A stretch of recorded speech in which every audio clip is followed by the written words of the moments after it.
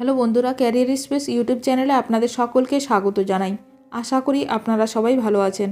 আজকে এই মুহূর্তে শিক্ষক নিয়োগ সংক্রান্ত যে সবচেয়ে গুরুত্বপূর্ণ আপডেট উঠে এসেছে, বিস্তারিত সেই সম্পর্কে আলোচনা করব।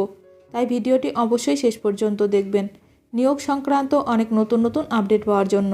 বন্ধুরা, শিক্ষা সংক্রান্ত ও চাকরি সংক্রান্ত সমস্ত রকমের লেটেস্ট আপডেট আপনারা এই চ্যানেলে পাবেন। তাই চ্যানেলটি এখনই সাবস্ক্রাইব করে রাখবেন এবং পাশে থাকা বেল আইকনটিকে অবশ্যই প্রেস করে রাখবেন পরবর্তী সমস্ত রকম লেটেস্ট আপডেটগুলো সবার আগে পাওয়ার জন্য।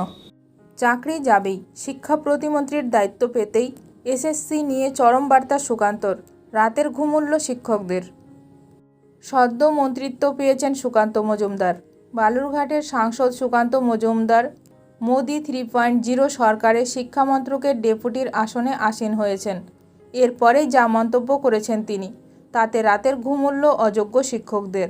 শিক্ষা প্রতিমন্ত্রীর দায়িত্ব পেতেই চরম বার্তা দিলেন সুকান্ত।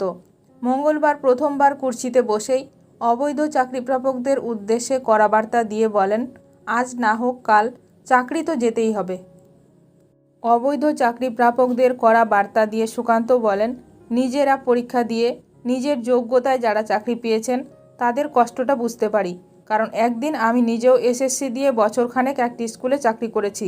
নিজেদের মেধা যোগ্যতার ভিত্তিতে যারা চাকরি পেয়েছেন তাদের পাশে আমরা রয়েছি, তবে অবৈধভাবে যারা চাকরি পেয়েছেন আজ না হোক কাল তাদের চাকরি তো যেতেই হবে। সুকান্ত আরও বলেন, বিগত কয়েক বছরে বাংলায় যেভাবে মামলাগুলি প্রকাশ্যে এসেছে তাতে বাংলা তথা বাঙালির মান সম্মান অনেকটাই নোংরা হয়েছে। প্রাক্তন শিক্ষামন্ত্রী জেলবন্দি। উনি এবং আমি একই সঙ্গে একই বিশ্ববিদ্যালয় থেকে পিএইচডিতে এনরোল করেছিলাম।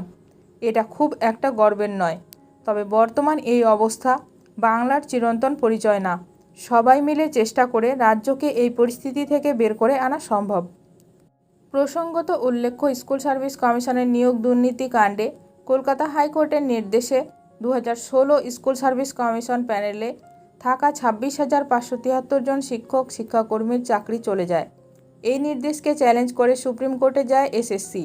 একাধিক শিক্ষক সংগঠনও আদালতে যায়। দেশের সর্বোচ্চ আদালত হাইকোর্টের নির্দেশে অন্তর্বর্তী স্থগিতাদেশ দেয়, ফলে আপাতত চাকরি বহাল রয়েছে তাদের।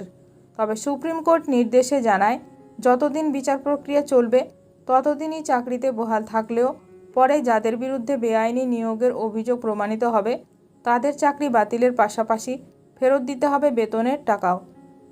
এখন দেখার বিষয় এই নিয়ে আরও কি গুরুত্বপূর্ণ খবর উঠে আসে। শিক্ষক নিয়োগ সংক্রান্ত যে কোনো আপডেট সবার প্রথমে পেতে এখনই আমার চ্যানেলটি সাবস্ক্রাইব করে রাখুন। ভিডিওটি ভালো লাগলে অবশ্যই লাইক করবেন।